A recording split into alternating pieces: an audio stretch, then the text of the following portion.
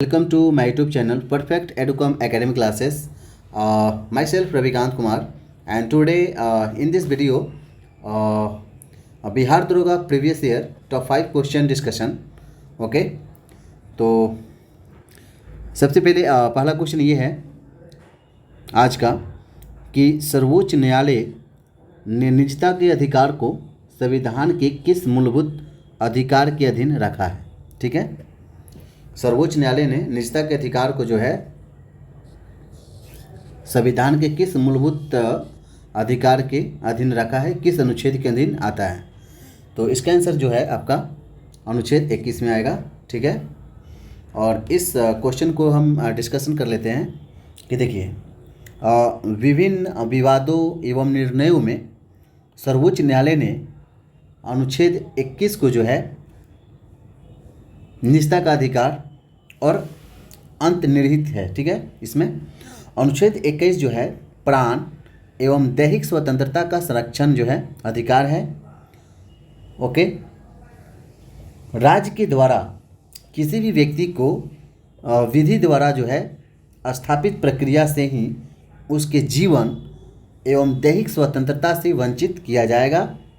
ठीक है, अनुच्छेद 21 में यह प्रावधान है कि इसके तहत जो है प्रदत्त प्राण एवं दैहिक स्वतंत्रता का अर्थ के जो है विस्तार में मेनका गांधी ब्राह्म भारत संघ वाद 1978 में अनुच्छेद 21 में जो है प्रयुक्त दैहिक स्वतंत्रता में से समस्त आवश्यक और तत्व को जो है शामिल है, जो व्यक्ति के जीवन को जो क्या करता है कि गरिमापूर्ण बनाने में सक्षम है।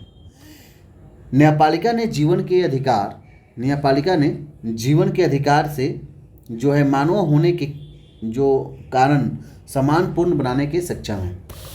ठीक है, अनुच्छेद 21 के अंतर्गत ये भी प्रावधान है कि देखिए जीवन का रक्षा का अधिकार अनुच्छेद 21 में ही आता है, निजता का अधिकार अनुच्छेद 21 में है, आपका आश्रय का अधिकार अनुच्छेद 21 में है, स्वास्थ्य का अधिकार अनुच्छेद 21 के अंतर्गत आता है, और सूचना का अधिकार भी जो है अनुच्छेद 21 के अंतर्गत आता है, और प्रतिष्ठा का अधिकार जो है अनुच्छेद 21 के अंतर्गत ही आता है, और निःशुल्क कानूनी सहायता का अधिकार जो है अनुच्छेद 21 के अंतर्गत आता है। अब हम बात कर लेते हैं अनुच्छेद 19 के अंतर्गत।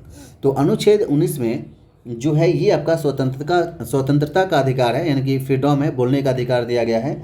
और ओके, और अनुच्छेद 14 में जो है ये विधि के समक्ष जो है समानता का है, और अनुच्छेद 20 जो है ये अपराधों के लिए दोष सिद्ध के संबंध में जो है संरक्षण करना। ठीक है, तो ये आपका। अब हम आते हैं, बात करते हैं क्वेश्चन नंबर सेकेंड। और क्वेश्चन नंबर सेकेंड ये है कि मानव रक्त में पीएच जो है साधारणतः कितना होना चाहिए। ठीक है, मतलब मानव रक्त का जो पीएच है वो कितना होना चाहिए या होता है। तो ये आपका आंसर हो जाएगा 7.5 से 8.0। ठीक है, मानव रक्त का जो पीएच है वो 7.5 से 8.0 के बीच में होना चाहिए। जो अगर हम पीएच के बारे में बात कर लेते हैं तो देखिए पीएच जो है यानी कि ओके, पीएच का फुल फॉर्म होता है पोटेंशियल ऑफ हाइड्रोजन। ओके, तो ये जो है पीएच एक संख्या होती है जो पदार्थों की अम्लीयता एवं क्षारीयता को जो है इंडिकेट करती है, और इसका मान जो है वैल्यू जो है हाइड्रोजन आयन H+ के सांद्रण के जो है व्युत्क्रम के लघुगुणक के बराबर होता है। तो पीएच का जो मान होता है वो 0 to 14 के बीच में होता है। जिन विलयनों के जो है पीएच का मान अगर 7 से कम है, ओके, अगर जो भी सॉल्यूशन है उसका अगर पीएच का मान अगर 7 से अगर इस तरह देखा जाए, ओके, तो अगर 7 से कम है, ठीक है, तो वो जो है अम्लीयता को और जो है इंडिकेट करती है। ठीक है, हम सब जानते हैं जिन विलयनों का जो है पीएच मान 7 से अधिक होता है वो जो है इंडिकेट करती है क्षारीय को, और जो उदासीन होती है ना उसका मान जो है पीएच एकदम कांस्टेंट यानी कि 7 होता है।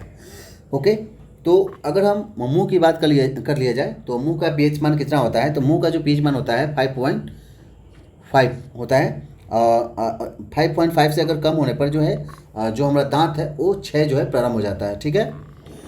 अगर नींबू की बात कर लेते हैं कि नींबू में पीएच मान कितना होता है, तो नींबू का जो पीएच मान होता है वो 2.2 से, हाँ, तो नींबू का जो पीएच मान होता है और 2.2 से 2.4। अगर हम सिरका की बात करते हैं तो सिरका का जो पीएच मान है 2.4 टू 3.4। एंड शराब में पीएच मान होता है 2.8 से 3.8। ओके। टमाटर का जूस जो होता है उसका पीएच मान 4.0 से 4.4। और बियर में जो पीएच मान होता है 4.4 से 5.0। कॉफ़ी का पीएच मान 4.5 से 5.5। मानव मूत्र यानी कि 5.5 से 7.5। और मानव लार यानी कि सैलिया जो होता है वो 6.5 से 7.5। मानव रक्त का जो पीएच मान होता है, जैसे कि अभी हमने डिस्कशन किया था, 7.3 से 7.5 के बीच में होता है ऑप्शन में। ठीक है। तो ऑप्शन में 7.5 से 8.0 है, तो इसलिए ये सही है। ठीक है, राइट। हाँ, अगर दूध का मिल्क का बात कर लेते हैं तो मिल्क का जो पीएच मान होता है उसका 6.4 होता है। ठीक है, ओके। नेक्स्ट क्वेश्चन है हमारा कि निम्नलिखित में से कौन, इन चारों ऑप्शन में से कौन जो है चंगेज खां का समकालीन था। ठीक है, चंगेज खान। ठीक है, तो इसका आंसर हो जाएगा सुल्तान शमसुद्दीन इल्तुतमिश।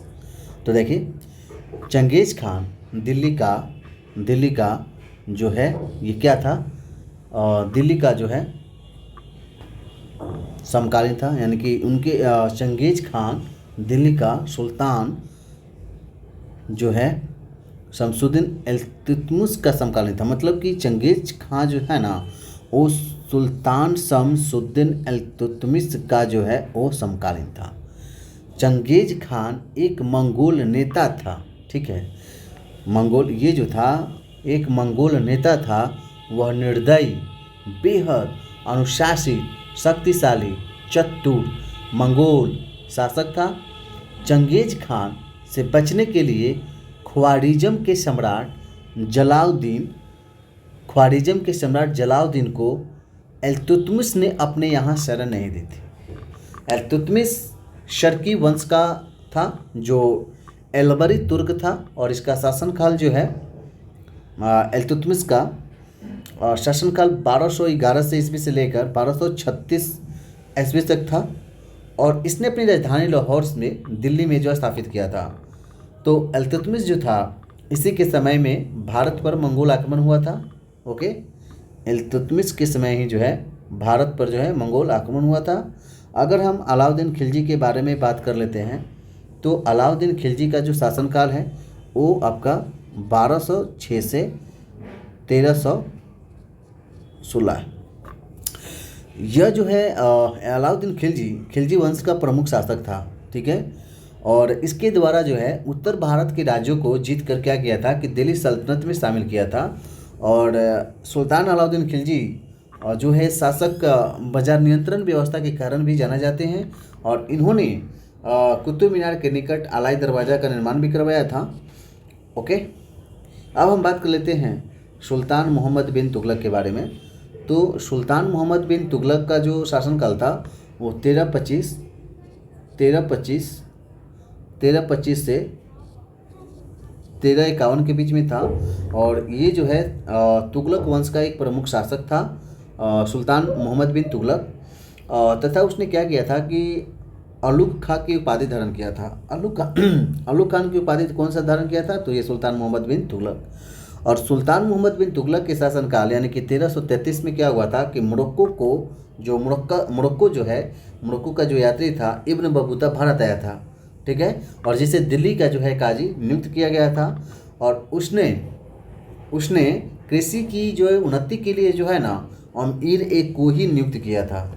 जो अमीर एक कोई किससे संबंधित है, तो कृषि से संबंधित है, ये पेपर में आता है। अब हम बात कर लेते हैं सुल्तान सिकंदर लोदी के बारे में। तो सुल्तान सिकंदर लोदी का जो शासनकाल की अगर हम बात करते हैं तो 1489 से 1517। ठीक है, तो ये जो है लोधी वंश का शासक था और इसने आगरा नामक नवीन नगर 1504 ईस्वी में बसाया था और 1596 में आगरा को क्या किया था कि राजधानी बना लिया था। Okay, right. और इसने अपनी भूमि के माप के लिए जो है एक पैमाना यानी कि गज ए सिकंदरी जो है प्रारंभ किया था। तो एग्जाम में भी पूछ सकता है कि गज ए सिकंदरी जो पैमाना है वो किसने जो है शुरू किया था, तो सुल्तान सिकंदरी लोदी ने किया था। एग्जाम भी पूछ सकता है, ठीक है। अब हम बात कर लेते हैं क्वेश्चन नंबर 4 के बारे में। तो क्वेश्चन नंबर 4 ये कह रहा है कि KN2 एक रासायनिक सूत्र है, तो इन चारों में से किसका है। तो ये जो है सिल्वर नाइट्रेट का है या सिल्वर क्लोराइड का है या सिल्वर यहाँ पे सी ऑप्शन होगा। ओके, पोटेशियम नाइट्रेट है, तो ये आपका आंसर हो जाएगा डी यानी कि पोटेशियम नाइट्रेट का। देखिए, तो पोटेशियम नाइट्रेट का जो केमिकल फार्मूला जो होता है वो KNO2 होता है, ठीक है, KNO2 होता है, ठीक है। और अगर हम सिल्वर नाइट्रेट का अगर हम बात कर लेते हैं लूनर कास्टिक जो AgNO3 होता है, AgNO3। ओके, जो अगर हम सिल्वर नाइट्रेट के बारे में अगर हम बात करते हैं तो सिल्वर नाइट्रेट जो है एक अकार्बनिक रासायनिक यौगिक है जिसको जो है एंटीसेप्टिक गुणों के कारण जाना जाता है और इसका जो उपयोग हम करते हैं घाव और जलन का जो है होता है, ठीक है। पोटेशियम नाइट्रेट की अगर हम बात करेंगे तो पोटेशियम नाइट्रेट का जो केमिकल फार्मूला होता है KNO3 होता है।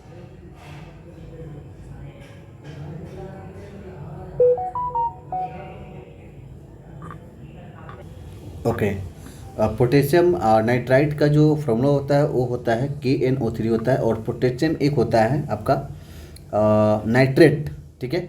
तो पोटेशियम नाइट्रेट ये कन्फ्यूजन होता है, आप याद रखना। तो इसका जो फार्मूला होता है KNO3 होता है पोटेशियम नाइट्रेट का, ठीक है।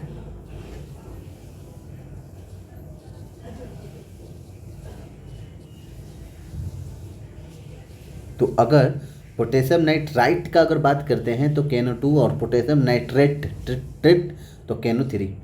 Okay, right. अगर हम इसके यूजेस के बारे में बात कर लेते हैं तो पोटेशियम नाइट्रेट का जो यूजेस है उपयोग जो है आतिशबाजी का जो है सामान जो बनता है तो इसमें किया जाता है। अब हम बात कर लेते हैं सिल्वर क्लोराइड के बारे में। तो सिल्वर क्लोराइड का जो केमिकल फार्मूला होता है AgCl होता है, AgCl, ठीक है, जिसे हॉर्न सिल्वर भी कहा जाता है। और इसका प्रयोग जो है वो आपका फोटोक्रोमेटिक कांच बनाने में किया जाता है। फोटोक्रोमेटिक जो है कांच जो बनता है उसके यूजेस में जो है इसका किया जाता है और यह एक रासायनिक यौगिक है, ठीक है। और सिल्वर आयोडाइड जो होता है वो होता है आपका एक इसका कृत्रिम वर्षा जो कराने में जो हम इसका उपयोग करते हैं सिल्वर आयोडाइड को। एग्जाम पूछता है कि सिल्वर कृत्रिम वर्षा कराने के लिए कौन सा जो है किसका यूज़ किया जाता है, तो सिल्वर आयोडाइड का, ठीक है। अब हम बात कर लेते हैं हड़प्पा स्थल किस नदी तट पर स्थित है। तो देखिए, हड़प्पा स्थल जो है ना वो आपका रावी नदी तट पर स्थित है, ठीक है। तो हड़प्पा स्थल जो है ये आपका पंजाब प्रांत पाकिस्तान में रावी नदी के तट पर स्थित है और हड़प्पा स्थल का खोज जो है दयाराम सैनी जो है 1921 में जो है किया था और इसी स्थल के नाम पर यानी कि हड़प्पा स्थल के नाम पर जो है हड़प्पा सभ्यता भी कहते हैं इसी स्थल को। और इस स्थल से जो है अनागर एवं बैलगाड़ी आदि प्राप्त हुए थे। सभ्यता के 6 नगरों में से अगर एक नगर हड़प्पा भी था जो सिंधु सभ्यता को जो है आद ऐतिहासिक एवं कांस्य युगीन सभ्यता भी कहा जाता है।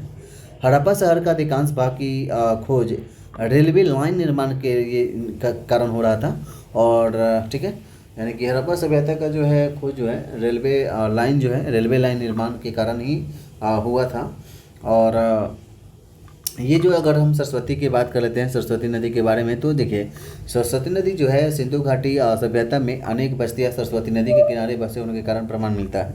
वैदिक ग्रंथों में सरस्वती नदी को राजस्थान की नदी कहा जाता है और सरस्वती नदी को जो है इसकी श्रेष्ठता के कारण नदी की माँ जो है यानी नदीतमा के नाम से भी जाना जाता है। और कुछ जो है भूगोलवेत्ता जो हैं जैसे कि घग्गर और सरस्वती नदी को एक मानते हैं और सिंधु नदी के कारण इस सभ्यता का नाम सिंधु घाटी सभ्यता पड़ा। और सिंधु घाटी सभ्यता के जो है काफ़ी स्थल जो है सिंधु नदी के किनारे स्थित हैं और जिसमें से मोहनजोदारो और आमड़ी और सुतकांगेडोर और चंद्रो आदि भी हैं। तो ये रहा आज का टॉप 5 क्वेश्चन जो बिहार दरोगा प्रीवियस ईयर का जो है question discussion. Okay, thanks for watching video.